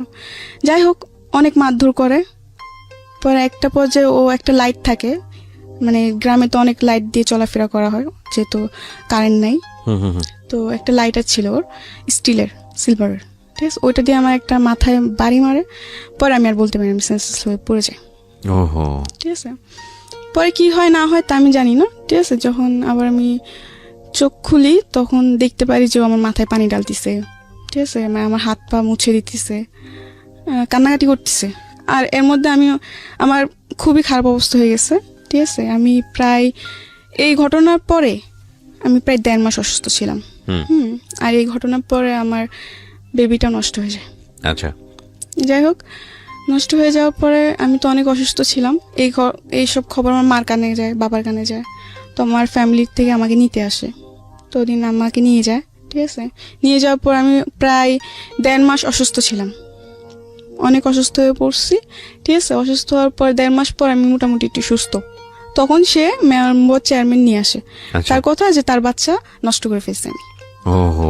কিন্তু এটা আমি নষ্ট করি নাই, ওর বাচ্চা, ওর আচরণের কারণে হয়েছে, ওর আচরণের কারণে হয়েছে। কিন্তু ও পুরা দোষ আমাদের উপর ফেলতেছে যে আমরা নষ্ট করে ফেলছি, কিন্তু আসলে তো তা না। যাই হোক, এগুলো অনেক গ্যাঞ্জাম হয়েছে। ও মেম্বার চেয়ারম্যান আনলো, এটা আনলো, সেটা আনলো, অনেক কিছু আমাকে নিয়ে যাবে, ঠিক আছে। ওই ঘটনা পরে আমি আবার যাই ওর বাসায়, আবার যাই, সে একই আচরণ। সবাই কাছে বলছি, ঠিক আছে আমি যা করছি ভুল করছি, আমি আর এরকম করবো না। তো ওর উপর আমি আরেকবার বিশ্বাস করে আবার যাই। যাওয়ার পর সে একই আচল করে, ঠিক আছে। যাক, পরে আবার চলে আসি। পরে আমি বলি যে আমি ওর কাছে আর যাবই না। তো আমার বাপ মাও বলে যে ঠিক আছে, একবার আমাদের কথা শুনে গেছোস, যখন ও ভালোই হয় নাই তো আর যাওয়ার দরকার নাই, তোর যেটা ভালো লাগে তুই সেটাই কর। তো আমি বলছি ঠিক আছে, আমি ওর সংসারে যাবো না, আমি ঢাকায় চলে যাবো। আচ্ছা, মানে ওই ঘটনার পর আমি আমার হাজবেন্ডের বাসায় যাইনি, আমি ঢাকায় চলে আসি। এরপরে ওর কি হয়েছে না হয়েছে, ও এখনো বেঁচে আসছে কি না তা আমি জানি না। ঢাকায় চলে আসি। ঢাকা চলে আসার পরে একটা বাসায় কাজ নিই আবার। তো বাসায় কাজ ছেড়ে আবার ওই যে বললাম হসপিটালে যে চাকরিটা, আচ্ছা, হসপিটালে একটা চাকরি নিই। আচ্ছা, ওই যে সেটা তো ব্যাকে আপনি বলেছিলেন হসপিটালে চাকরি নেন, এবং ওখানে চাকরি করতে করতে আপনার একটা ছেলের সঙ্গে পরিচয় হয়, মূলত মোবাইল সারাতে গিয়ে, ফ্ল্যাশব্যাকে গিয়ে আপনি যেটা বলেছিলেন। হ্যাঁ, এটা ওই ছেলেটার নাম কি ছিল? ছেলেটার নাম রিয়াদ ছিল। আচ্ছা, রিয়াদের সঙ্গে পরিচয়। হ্যাঁ, তারপর তো ওই যে বিয়ের পরে চলে আসলাম ঢাকায় এসে চাকরি করে, চাকরি শেষে ফোন কিনলাম, ফোনের মাধ্যমে ওই ছেলের সাথে আমার পরিচয়, রিয়াদের সঙ্গে পরিচয়। রিয়াদের সঙ্গে আমার পরিচয়। তো যাই হোক, এমনি আস্তে আস্তে ওর সাথে কথাবার্তা বলি। মানে ও আমার ওই সময়টা আমি খুব একা ছিলাম, আমার মন অতটা খারাপ ছিল যে তোর মনে হতাম যে কেউ দরকার যে আমাকে সামলাবে, বা কারণ যেমনই হোক আমার জীবন অনেক কিছু ঘটে গেছে। আচ্ছা, তো দেখতেছি ওকে আমি আবার সবকিছু বলছি, আমার যে আমার বিয়ে হয়েছে বা কিছু সবকিছু বলছি। তো আমাকে একটা কথা বললো কি, হ্যাঁ মানুষ জীবন হতেই পারে, এটা কোনো ব্যাপার না। ও আমাকে এই সাহসটা দিয়ে আমার মন জয় করে নিছে যে ও আমাকে এতটা সাপোর্ট দিতেছে, মানে আমি ওর উপর একটা বিশ্বাস করতে শুরু করলাম। যাই হোক, এমনি আস্তে আস্তে কথাবার্তা বলতে বলতে বলতে বলতে একটা পর্যায়ে ওকে ওকে অনেক ভাল লাগতে শুরু হলো আমার। ঠিক আছে, ওকে না দেখলে আমার ভাল লাগতো না, বা ওর সাথে কথা না বললে আমার ভাল লাগতো না, মানে অন্যরকম একটা অনুভূতি হয়ে গেছে ওর জন্য। জি, ঠিক আছে। তো এমনি একদিন দেখা করলাম, এরপর আর একদিন দেখা করলাম, যাক পরিচয় হওয়ার পরে ওটাওয়ারি 2 দিন দেখা করলাম, কয়েকদিন পর পরে দেখা করছি। 2 দিন দেখা করার পরে আরেকদিন দেখা করতে গেছি। ঠিক আছে, তখন আমাকে বলে কি যে চলো আজকে তুমি আমার বাসায় চলো। আমি বলছি কেন, আমি বাসায় কেন যাব? বলে যে এমনি চলো না। আমি বলছি না, আমি যাবো না। তা ও বলে কি আজকে তো তুমি আমার বাসায় না, তাহলে ভাববো যে তুমি আমাকে লাভই করো না, সবকিছু টাইম পাস করতেছো, আমাকে এরকম বলতো। আমি বলছি টাইম পাস মানে আমি তোমাকে সত্যি লাভ করি। বলছে না, এটা প্রমাণ দাও। তো আমি বলছি আমি তোমার বাসায় যেতে এটা প্রমাণ হয়ে যাবে, এটা কোন ধরনের কথা? আচ্ছা, ও বলে কি জানা, যদি তুমি আমাকে লাভ করো তাহলে চলো, আর যদি লাভ না করো তাহলে তুমি বাসায় যেতে পারো। আমাকে 2টা অপশন দিচ্ছে। আচ্ছা, তাও আমি বলছি আচ্ছা ঠিক আছে, যখন তুমি এটাই বলতেছো যে তোমার ভালোবাসার প্রমাণ দিতে তোমার সাথে তোমার বাসায় যেতেই হবে, আচ্ছা ঠিক আছে আমি তোমার বাসায় যাব। এটা বলে ও আমাকে নিয়ে বাসে উঠলো। তখন খালি শ্যামলী শ্যামলী নামই শুনছি, শ্যামলী কোন জায়গায় এটা আমি জানতাম না। তো ওদিনও আমাকে শ্যামলীতে নিয়ে যায়, বাসার নাম দিয়ে শ্যামলীতে নিয়ে যায়। আচ্ছা, শ্যামলীতে নিয়ে যাওয়ার পরে হোটেলে ঢুকবে, তখন আমি ঢুকতে চাই নাই। আমি বলছি তুমি বলছো বাসা, এটা কোন জায়গায় নিয়ে আসলে? বলে এটা শ্যামলী। আমি বলছি এটা কার বাসা? এটা বাসা, এটা হোটেল। তো আমি বলছি আমি এখানে যাব না। তো যে আমার বাসায় তো একটু প্রবলেম আছে, এই জন্য তোমাকে এখানে আনা। তো আমি বলছি না, আমি যাব না, আমি বাসায় চলে যাব। ঠিক আছে, তো সে একইভাবে আবার বলতেছে তার মানে তুমি আমাকে লাভ করো না, এগুলো বলে। তো যেহেতু আমি ওর প্রতি অনেকটা দুর্বল ছিলাম, তো আমি বলছি না, আমি তোমাকে লাভ করি। তো আমি বলছি আচ্ছা ঠিক আছে আমি যেতে পারি, কিন্তু একটা সত্য। তো আমাকে বলে কি সত্য? হ্যাঁ আমি যাব, কিন্তু তুমি আমাকে প্রমিস করো যে তুমি আমার গায়ে টাচ করো বা আমার কাছে আসার চেষ্টা করবে না। তো আমাকে বলে আচ্ছা ঠিক আছে প্রমিস করলাম, চলো। আচ্ছা বেশ ভালো কথা। ওদিন গেলাম, বাসায় অনেক মিথ্যা কথা বলছে খালাম্মাদের সাথে। অনেক মিথ্যা কথা বলতে কি আমি বলছি দেখো আমার একটা বান্ধবীর বার্থডে, তো আমি ওদের বাসায় থাকবো। তো আমার খালাম্মা বলে কিসের বান্ধবী, আজ পর্যন্ত তো কোনদিন শুনি না এই কথা, আজকে হঠাৎ? আমি বলছি সবসময় শুনতো এরকম কথা, মানে অনেক কিছু উজাহর দিই।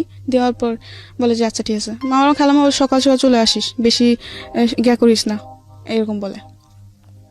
ঠিক আছে, তখন আমি বলি যে আচ্ছা ঠিক আছে। এটা বলে খালাম্মাদের ফোন দিয়ে বলে দিই। বলে দেওয়ার পর ওদিন আমি ওদিন শ্যামলীতে যাই। যাওয়ার পর আমাকে হোটেল নিয়ে উঠার পর একটা রুম বুকিং করে ও বিরিয়ানি আনায়, 7 up আনার পর আমাকে ও নিজের হাতে বিরিয়ানি খাওয়াই দিচ্ছে। আমি বলছি আমি খাবো। ও বলছে না আমি খাওয়াই দিই। ওদিন এত ভালোবাসা কোথাতে উতাল দিয়ে চলে আসছে আল্লাহ জানে। আমার নিজেরও খুব অবাক হইতেছিল ওদিন, যে যেই ছেলে ঠিক মতো কথাও বলতো না, এখন নাকি সে আমাকে ভাত খাওয়াই দিতেছে। বাহ ভালোই। আর যাই হোক, অনেক গল্প টল্প করছি। তখন রাত্রের 12টা 12:30 বাজে। আপনার হোটেলের গেট তালা মেরে ফেলে 10টা 10:30টার দিকে। ঢুকলেও নাকি বুড়ানি কারে ফটোকপি টটোকপি লাগে। তো আমরা যেদিন গেছি ওদিন কিছু লাগে নাই। ঠিক আছে, ওদিন জাস্ট একটা লোক আসছে, এসে কিছু নাম টাম নিয়ে একটা ফটো নিয়ে রুমটা বুকিং দিয়ে দেয়। ওকে, ঠিক আছে। আচ্ছা যাই হোক, খাওয়া দাওয়া সেরে আমরা গল্প টল্প করে টিভি দেখে, তো আমার ঘুম আসতেছে রাত্রে 12:30 1টা বাজে তখন। তো আমি বলছি আমি ঘুমাবো। তোমার কাছে ঠিক আছে ঘুমাবো। তো আমি বলছি তুমি ওই সাইডে ঘুমো, আমি এই সাইডে ঘুমাই, এরকম ভাবে আর কি শুলাম। শোয়ার পর রাত্রে 2টা 2:30টার দিকে দেখলাম যে সে মানে তার মতলব বেশি ঠিক না। আপনি 2টা 2:30টার সময় একটা ছেলের সঙ্গে আপনি একই কক্ষে আছেন, এখানে মতলব ঠিক না হওয়া মানে ঠিক, তার মতলব শুধু দোষ দিচ্ছেন কেন? এটা তো দোষ না, আপনারও। কারণ আমি তো তাকে আগে থেকে বলে দিচ্ছি। ঠিক আছে, এখানে একটা পারসেপশনের ব্যাপার আছে। প্রথম কথা হচ্ছে যে আপনার বয়স অনেক অল্প, সেটা ঠিক আছে, কিন্তু আপনার অভিজ্ঞতার জায়গাটা তো অল্প না। এবং আপনি দেখেন প্রথম থেকেই আমি একটা জিনিস আপনাকে খেয়াল করেছি, আপনার অনেস্টি। প্রত্যেকটা বাসায় আপনি গেছেন, নিজের পরিবারে থাকতে ভালো লাগে না, কাজের জন্য গেছেন, যেখানে আপনি দেখেছেন অন্যায় আচরণ হচ্ছে আপনি সেখান থেকে চলে আসছেন। জি জি চলে আসছেন তার মানে ধরে নিতে হচ্ছে আপনার ইন্টেনশন ভালো ছিল, কিন্তু আপনি এটাও খুব ভালো করে জানেন যে একটা ছেলের সঙ্গে কিভাবে মিশলে সেই ছেলেটা আপনার সুযোগ নিতে পারে, অবশ্যই জানেন। অবশ্যই, তো জানার পরে আপনি যখন তাকে এরকম একটা কক্ষে আপনি তাকে নিচ্ছেন এবং আপনারা একসাথে স্টে করবেন, সেখানে আপনি আশা করছেন যে সে আপনার সঙ্গে ঋষি পুরুষের মতো আচরণ করবে। এটা কি মানে অন্যায়? এটা একটা এটা এটা এটা নিজের জায়গা থেকে বোঝা রাখি ঠিক থাকলো? এটা তো আপনি না, এটা আমার বোঝা জায়গা থেকে ঠিক ছিল না দেখে তো আজকে এরকম। এক্স্যাক্টলি, সো আপনি এটাকে স্বীকার করতে হবে যে এটা হ্যাঁ, এটা আমার ভুল, এটা আমার ভুল। কিন্তু Okay, ওদিন তারপর? আমি যে ওকে ওখান থেকে যে আমি ওর সাথে ঝগড়া করে বের হয়ে আসবো, এমনও কোনো পথ আমার ছিল না। যদি ওরকম যদি থাকতো আমি ওদিন সত্যি বের হয়ে আসতাম। ওকে, রাতে 2টা 2:30 তখন আমি না পাবো গাড়ি না। আপনি একই সঙ্গে একটা রুমের মধ্যে আছেন মানে হ্যাঁ এখানে তো না, ও আমার বিশ্বাসটা অর্জন করছে, ঠিক আছে। আমি মনে করি যে সবাই তার পৃথিবীতে খারাপ না, কেউ তো ভালো আছে। ঠিক আছে, বলেন তারপর। আপনার এরকম জায়গাতে যাওয়াটাই উচিত হয়নি, এখানে গিয়ে তাকে হ্যাঁ, টেস্ট আমার করার দরকার এরকম ছিল না। যাওয়াটা উচিত হয়নি। এটা আমি অপরাধ, নিজেকে দোষারোপ করি যে আমার একটা মিস্টেকের কারণে এরকম হয়েছে, ঠিক আছে। এটা আমি নিজেকে দোষারোপ দিই, এটা আমার দোষ, এটা কারো দোষ না। যাই হোক, পরে গেলাম, ও আমার সাথে অনেক মানে খারাপ আচরণ করে, ঠিক আছে। মানে ওর সাথে আমার কি বলবো। ঠিক আছে, আমরা বুঝতে পেরেছি বিষয়টা। তারপর আচ্ছা, যাই হোক, পরে ওদিন সকালে আমি খুব কান্নাকাটি করলাম যে তোমার উপর আমি এত বিশ্বাস করলাম আর তুমি এমন একটা কাজ করতে পারলা কি করে। বলে কি যে এটা তো স্বাভাবিক, এটা তো কিছু না, আর আমি তো তোমাকে লাভ করি, এমনকি তোমাকে আমি বিয়ে করবো। আমাকে অনেক কিছু দিয়ে মানে আমার কান্না থামায়। তো ও আবার আমার খালাম্মাদের সাথে দেখা করতে আসছে। আমার খালাম্মা অসুস্থ ছিল তো দেখা করতে আসছে, মানে অনেক কিছু ওদিন অনেক কিছু বুঝ দিল, ঠিক আছে। পরে ওরা অনেক কিছু কাজ করলো যেটা দেখে ওর প্রতি একটু আমি বিশ্বাস হয়ে গেছিল যে না, ও যা করছে করছে, মানলাম ভুল করছে, হয়তো আমারও কিছু অপরাধ ছিল তার জন্য এরকম হয়েছে, কিন্তু এখন তো আমাকে ছাড়ে নাই, ও তো এখনো আমার সাথে আছে, এমনকি আমরা বিয়েও করবো। আমি বেশ ভালোই। তাই আমরা দেখা যাচ্ছে কয়েকদিন পর পরে আমাদের যাওয়া হতো, ঠিক আছে। ও আমাকে 2 দিন আগে জানাই দিত, আমি ওরকম ভাবে বাসার থেকে তৈরি হয়ে চলে যেতাম। আচ্ছা, এরকম উড়াউড়ি অনেকদিন চলতে থাকলো, ঠিক আছে। চলার পরে একটা পর্যায়ে আমার খালাম্মারা সন্দেহ করতে শুরু করে যে আসলে তুই কোথায় যাস, কার সাথে যাস। না এরপর আপনার রেগুলার এটা মেইনটেইন করতে। হ্যাঁ হ্যাঁ, রেগুলার বলতে ধর মাসে 2-3 বার এটা হতোই।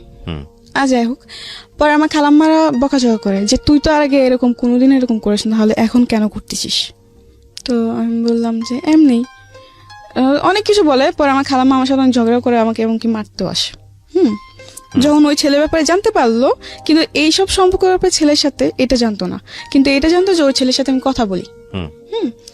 তো একটা পর্যায়ে আমার ফ্যামিলি যখন জানতে পারে, মানে আমার খালাম্মারা, যেমন আমার মামাতো ভাই, চাচা চাচা চাচা নাই, আমার জ্যাঠা আছে, যাই হোক, আমার খালাতো ভাই, ওরা যখন জানতে পারে তখন আমাকে একটা কথা বলছে যে ওই ছেলে ভালো না, তুই ওই ছেলের সাথে কথা বলিস না, জীবনে তো অনেক কিছুই করছোস, অনেক কষ্ট তো দেখছোস, এখন আর ওর সাথে মিশিস না, ওর তো জীবনে ধ্বংস করে দেবো।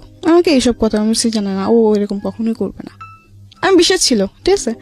ও আমার খালাম্মাদের সাথে দেখা করতে আসে, তো ওদিন খালাম্মা দেখা করতে আসে ফল ফ্রুট নিয়ে টিয়ে, অসুস্থ ছিলেন, আমার খালাম্মা হার্টের প্রবলেম ছিল, ডাক্তার গেছিল।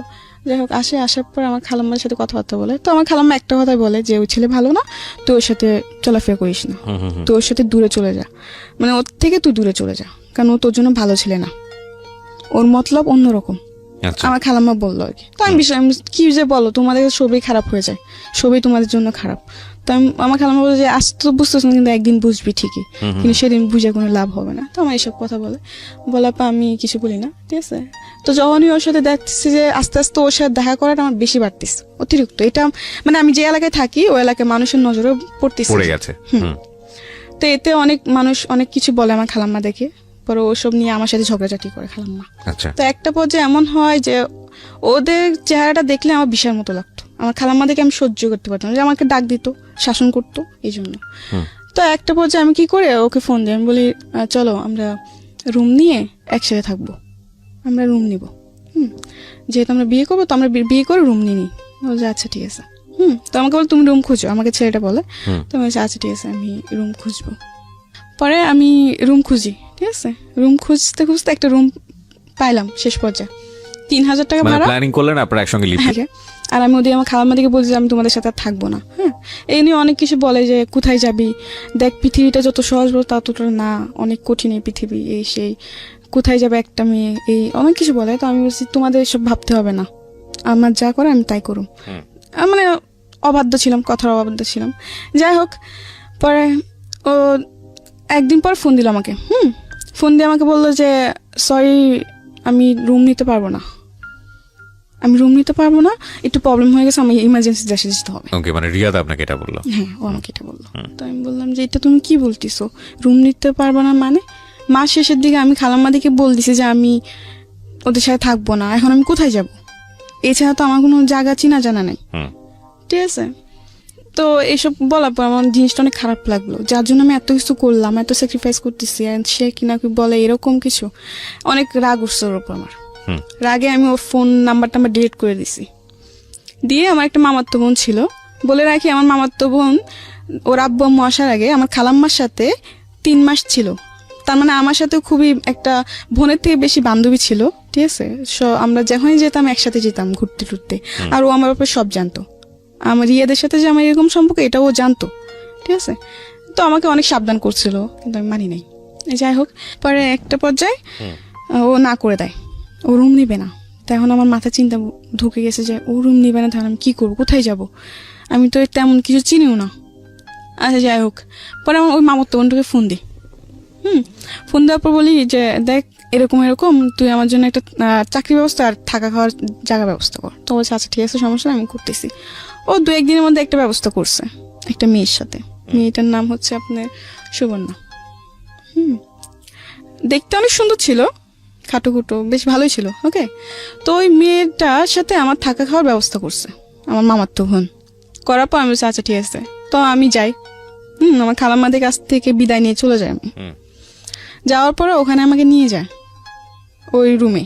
ঠিক আছে, তো রুমে গেলাম 1-2 দিন বেশ ভালোই। পরে জানতে পারলাম যে আরেকটা কথা বলে রাখি, আমার মামাতো বোনকে দিয়ে একটা ছেলের সাথে আমার পরিচয় হওয়ার পরে ওই ছেলে আর আমার মামাতো বোন আমাকে নিতে আসছে। আমি মোহাম্মদপুর লাগাত গেছি, ওখান থেকে ওরা আমাকে চরে নিয়ে যাবে, কারবাঙ্গি চরে। তো ওখান থেকে ওরা আমাকে নিয়ে যায়, চরে নিয়ে যায় ওর বান্ধবী বাসায়।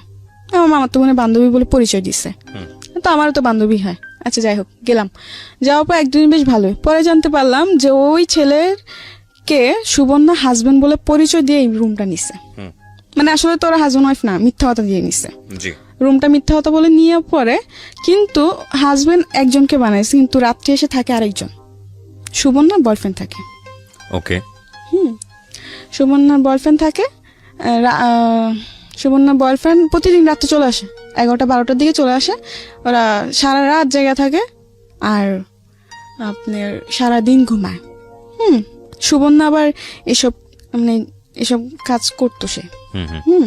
তো দেখা যাচ্ছে 1-2 দিন যাওয়ার পর দেখতে পারলাম একটা জিনিস, লক্ষ্য করলাম যে ও রাতে 2টা নয় 3টা নয় বাসাতে বের হইতেছে, আবার বাসায় আসতেছে। ঠিক আছে, কোনো চাকরি করে না, কিন্তু অথচ ওদের কাছে টাকার কোনো অভাব নাই। ওকে, এটা আপনি নোটিস করলেন নিজে নিজে? হ্যাঁ।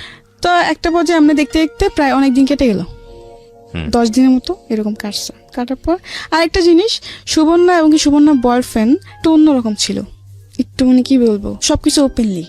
কিন্তু হ্যাঁ, ও মানে সুবর্ণা এটার জন্য কোনোদিন ওকে বাধা দেয় নাই।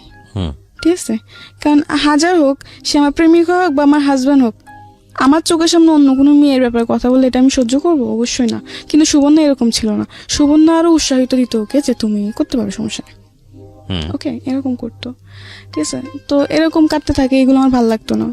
যে কি এসব কি, মানে কোনো কিছু মানে নিয়ম কারণ নাই, যখন ইচ্ছা এগুলো কি হচ্ছে, মানে আমার ভালো লাগতো না। হ্যাঁ, তো আমি অনেক ঝগড়াঝাটি করি।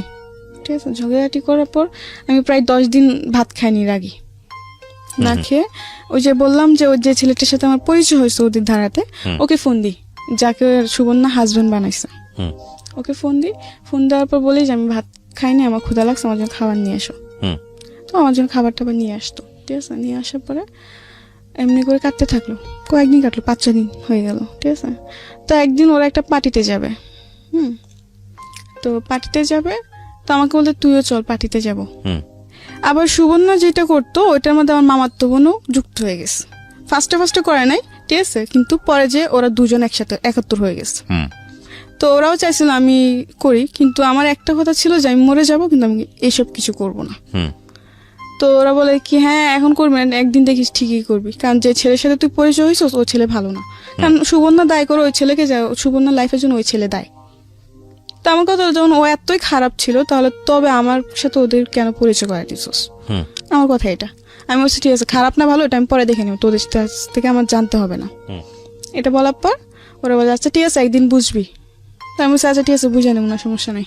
এইগুলো নিয়ে ঝগড়া, তারপর একদিন পার্টিতে যাবো, তো আমাকে বলছে তুইও চল। আমি বলছি না আমি পার্টিতে যাবো না, ঠিক আছে। তো বলে যে না পার্টিতে ওরকম কিছু না, জাস্ট ফ্রেন্ডসটা মিলে একজন বার্থডে সেলিব্রেট করবে, না ওইটা আমাদের যাবো। তো আমার বলছে আচ্ছা ঠিক আছে। তো আমরা তৈরি হলাম, 3 জন তৈরি হয়ে গেলাম। কিন্তু ওখানে যাওয়ার পর প্রায় 10-12টা ছেলে, ঠিক আছে, 10-12টা ছেলের মধ্যে আমরা 3 জন মেয়ে। আমাকে বলছে যে আরো মেয়েরা আসবে, অনেক বড় করে পার্টি হবে, এই সে অনেক কিছু বলে। তো আমি বিশ্বাস করি আচ্ছা ঠিক আছে আমি যাবো।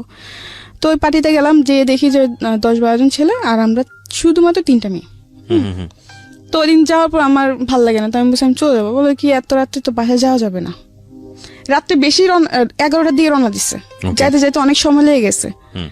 পরে কিছুক্ষণ থাকার পর আমার ভালো লাগতেছে না, তো আমি বলছি আমি চলে যাবো, যে এত রাত্রে গেলে বাড়িগুলা জিনিসটা খারাপ ভাববে, থাকে যা। আচ্ছা যাই হোক, তো ওদিন ওই পার্টির তো ওরা অনেক কিছু আনে, অনেক নেশা জাতীয় জিনিসপত্র আনে, ওগুলো খায় ওরা, এমনকি আমাকে জোর করে খাওয়ানো হয়।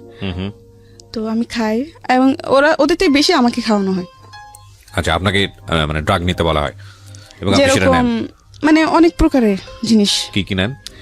যেরকম আপনার ভিআরটা তো সিম্পল একটা জিনিস, ওটা কোনো বড় ব্যাপার না। ভিআর, মদ, পরে আপনার ইয়াবা, পরে গাঞ্জা, এরকম। এক রাতেই আপনি এত কিছু নিয়ে ফেললেন? না মানে আমি ওদিন এত কিছু নিই নাই, আমি জাস্ট একটা জিনিস নিয়েছি, ওটা হলো মদ। কিন্তু ওদিন আমি মদটা এত পরিমাণ খেয়ে ফেলছি যে আমার পরে কোনো হুঁশ জ্ঞান নেই। ওই পার্টিতে যে আমি খেতে চাই নাই, ঠিক আছে, ওর বলছে কিচ্ছু হবে না তুই খা। আমার অনেক কিছু বললো, তো আমিও খেয়ে ফেললাম।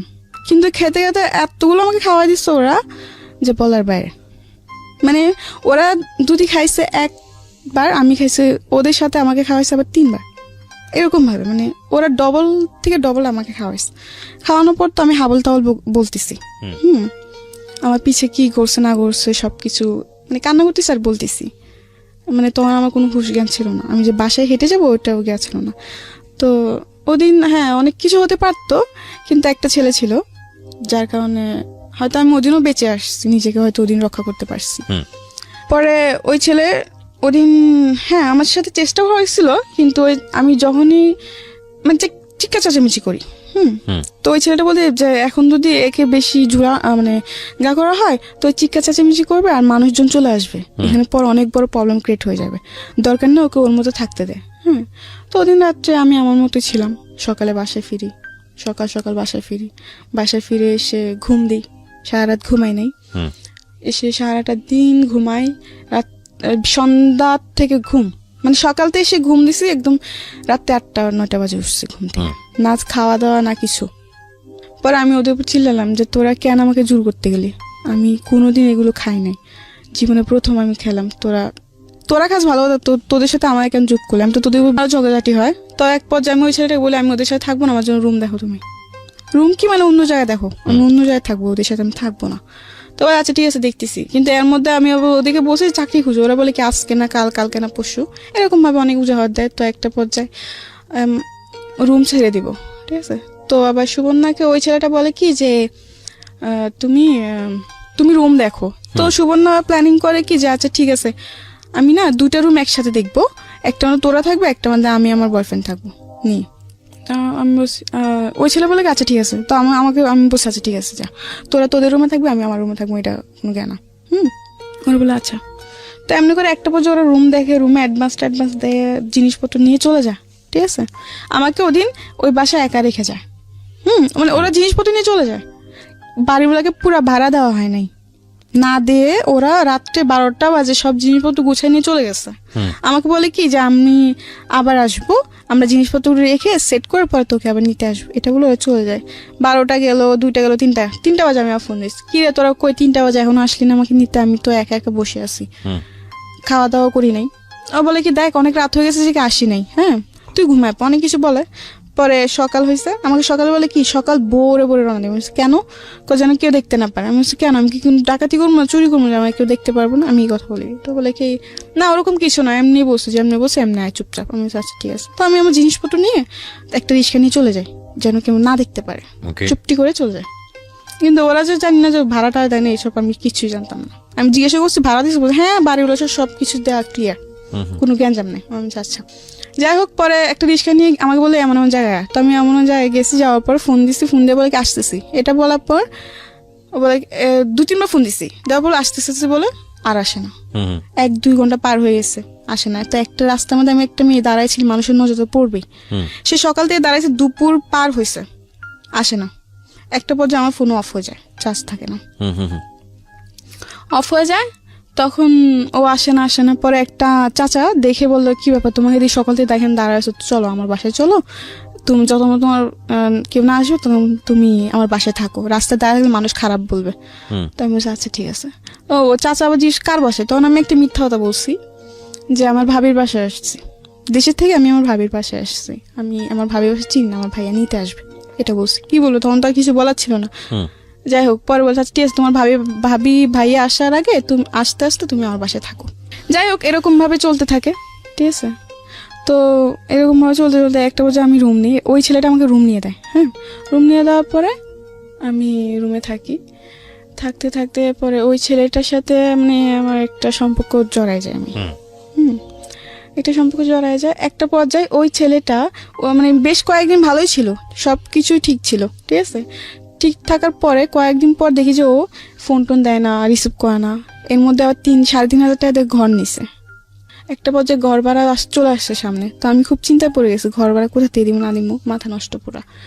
তো ওদিন আমাকে ও একটা ওর বন্ধুকেও নাম্বার দেয় আমার, ওর বন্ধু আবার আমাকে একটা অফার দেয়, হ্যাঁ তুমি আসো, ঠিক আছে তুমি আসো, তুমি পরে এসে টাকা নিয়ে যাও। আচ্ছা। তো আমি ফার্স্ট বলছি মরে যাবো তবু করবো না, মানে একটা ওরকম ধরনের অফার দেয়। তো আমি বলছি না, আমি মরে যাবো কিন্তু আমি এরকম কিছু করবো না। তো বলছে না এটা তোমার ব্যক্তিগত ব্যাপার, এখন কি করবা তুমি, তোমার টাকা লাগবে, তোমাকে তো কেউ এমনি করে টাকা দিয়ে দেবে না। তো আমি বলছি যে না, তবু আমি এসব কিছু করবো না। তো বলে কি যে না দেখো তুমি ভাবে দেখো। পরে আমি যাইতে চাই না, পরে ওই ছেলে আমাকে ফোন দেয়, ফোন দিয়ে আমাকে অনেক কিছু বলে। তো আমি ওর অনেক ধরনের প্রশ্ন করি, করার পরে ও প্রশ্ন উত্তরগুলো দেয়। দেওয়ার পর কেমন প্রশ্ন, যে আমি বলছি যদি আমি এরকম কিছু করি তাহলে কি তুমি আগের মতো আমাকে লাভ করবো? হ্যাঁ অবশ্যই করবো, এরকম কিছু একটা প্রশ্ন করি। তো এক পর্যায়ে অনেক ভাবনা চিন্তা করে আর কোনো উপায় পাইনি, কারণ তোমার না পারতেছি ফ্যামিলির কাছে চাইতে, না পারতেছি কোনো বন্ধু বান্ধবের কাছে হেল্প চাইতে। তো একটা পর্যায়ে আমি ওদের অফারে রাজি হই। তো দিন যাই, যাওয়ার পরে বিকাল 4টায় যাই, সকাল 7টা-8টার দিয়ে বের হই ওখান থেকে। টাকা নিয়ে এসে ঘর ভাড়া টর ভাড়া দিই। যাই হোক, পরে একটা পর্যায়ে এরকম হতে থাকলো, ঠিক আছে। তো একটা পর্যায়ে আমি ভাবি যে আমি এসব কিছু আর করবো না, ওকে, আমি চাকরি করব। কিন্তু একটা জিনিস কি, আমি যেখানেই চাকরি করতে যাই সবার সে একই রকম ব্যবহার, আমার আর ভাল লাগে না। একই রকম, আমি তো 10টা মেয়ের মতো একটা মেয়ে, তো 10টা মেয়েকে তোমরা এরকম ভাবে দেখো, তবে আমাকে কেন দেখো, মানে যেখানে যে আমার মানে শান্তি নেই। বুঝতে পেরেছি। ও কথাগুলো বুঝে নেবেন প্রিয় শ্রোতা, আসলে কি বলতে চাচ্ছে, ঠিক আছে। তো এগুলো অনেক মানে যেখানে যায় এখানে সে একই কাহিনী, ভাল লাগে না, ঠিক আছে। তো এমনি করতে হতো, আমি যেখানে চাকরি নিয়ে এই একই প্রবলেমের কারণে আমার সবকিছু ছাড়তে হয়। কারণ আমার চেষ্টা যে আমি এসব কিছু করবো না, আমি এসব মধ্যে জড়াবো না, কিন্তু এগুলো আর হচ্ছে না, ঠিক আছে। তো একটা পর্যায়ে বিরক্ত হয়ে আমি ভাবি যে আমি আর চাকরি করবো না। তো আমি একটা বাসা একটা মানুষের দ্বারাতে, ঠিক আছে, একটা বাসার পরিচয় একবার পরে বাড়িতে ফোন দেয়। আমার বাড়িতে তো আমার ফ্যামিলির সাথে খুব কম যোগাযোগ হয়, ঠিক আছে। বাড়িতে ফোন দিই, ফোন দেওয়ার পর জানতে পারি আম্মু খুব অসুস্থ, টাকা লাগবে। এখন আমার কাছে চাকরি নাই, আমি নিজেই অনেক কষ্টের মধ্যে আছি, আমি চাকরি নাই, আমার টাকা পয়সা, আমি কি করে টাকা দিব। তো অনেকজন থেকে ধার চাইছে, কেউ আর ধার দেয় না, সবাই এটা ধারণা যায় আমি কোথা থেকে টাকা দিব, এইভাবে ধার দেয় নাই। পরে একটা পর্যায়ে আমি ওই ছেলেকে আবার ফোন দেয়, আমি বলি দেখ এরকম সমস্যা, আমার কাজ লাগবে, আমি নিজে থেকেই বলি। তো একটা বাসার পরিচয় হয়, তো ওখানে ওই বাসাতে আমি গেলাম, যাওয়ার পর এরকম ভাবে চলতে থাকে অনেকদিন। তো একটা পর্যায়ে আমি ওই বাসাতে যেয়ে সেট হয়ে যাই, দিন রাত আমি ওখানেই থাকি, ঠিক আছে। তো এমনি দিন রাত থাকি, তো একটা পর্যায়ে দেখা যাচ্ছে